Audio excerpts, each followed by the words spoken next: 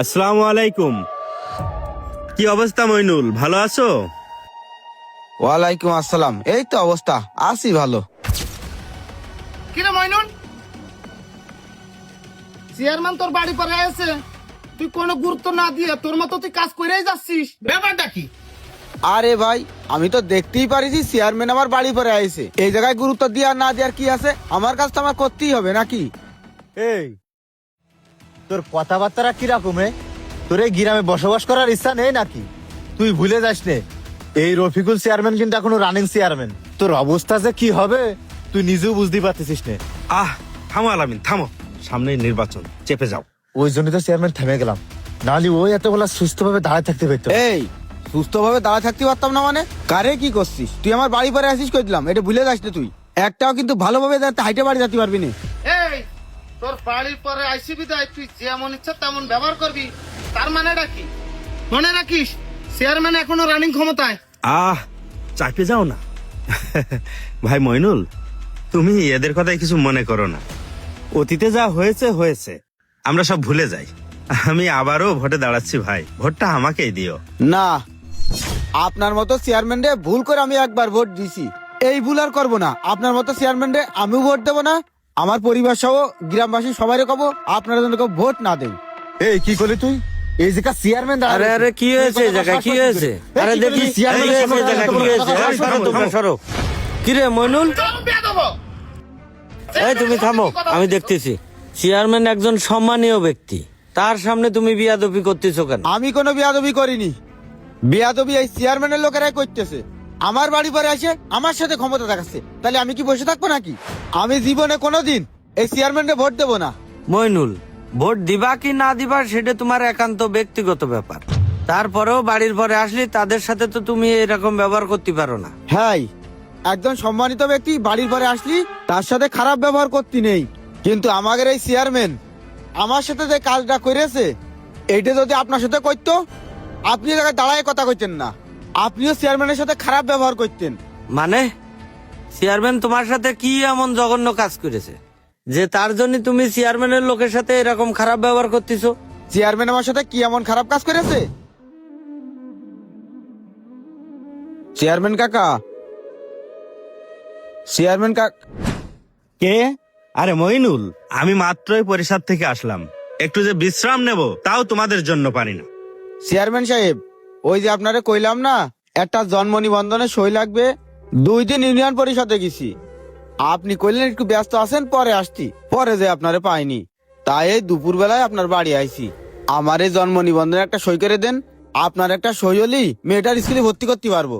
আরে রাখো তোমার জন্ম নিবন্ধন, তোমার দেখি কোনো কমন সেন্স নেই। চেয়ারম্যান হয়েছে বলে কি সব জায়গায় সব সময় সই স্বাক্ষর দিতে হবে? চেয়ারম্যান সাহেব, একটা সই তো 2 সেকেন্ডও লাগবে না, একটা সই দিয়ে দেন, আপনার সইটা হলেই আমি মেয়েটারে স্কুলে ভর্তি করতে পারবো। এই বাংলা কথা বোঝো না তুমি? পরিষদে এসো, আমি সই স্বাক্ষর করে দেবো। আজ 2 সপ্তাহ হয়ে গেছে চেয়ারম্যান, পরিষদে যাচ্ছি, বাজারে যাচ্ছি, সব জায়গায় আপনি ব্যস্ত, এই কারণে আপনার বাড়ি আসি সইটা নেওয়ার জন্য। শুনলেন তো কাকা সবকিছু, এবার আপনিই কন, আপনি যদি আমার জায়গায় থাকতেন তাহলে আপনি চেয়ারম্যানের সাথে, চেয়ারম্যানের লোকের সাথে কি ব্যবহার করতেন?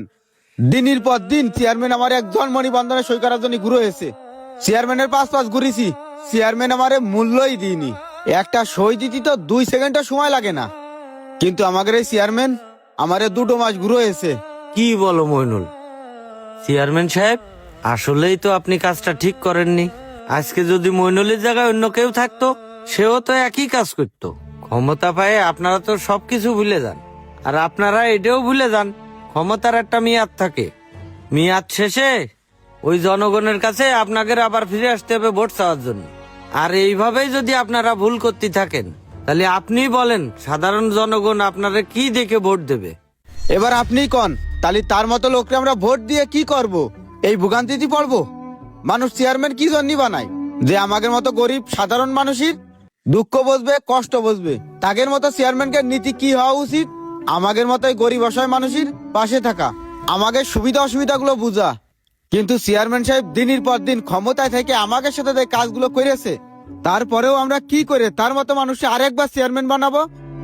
আমরা আর একবারও ভোগান্তিতে পড়তে চাই না। হ্যাঁ, চেয়ারম্যান ভুলে গেলে চলবে না, আপনি জনগণের সেবক। ক্ষমতায় থাকাকালীন সময় আপনি যদি মানুষের সাথে এরকম ব্যবহার না করতেন, তাহলে মইনুলের মতো মানুষ আপনার সাথে এরকম ব্যবহার করতে পারতো না।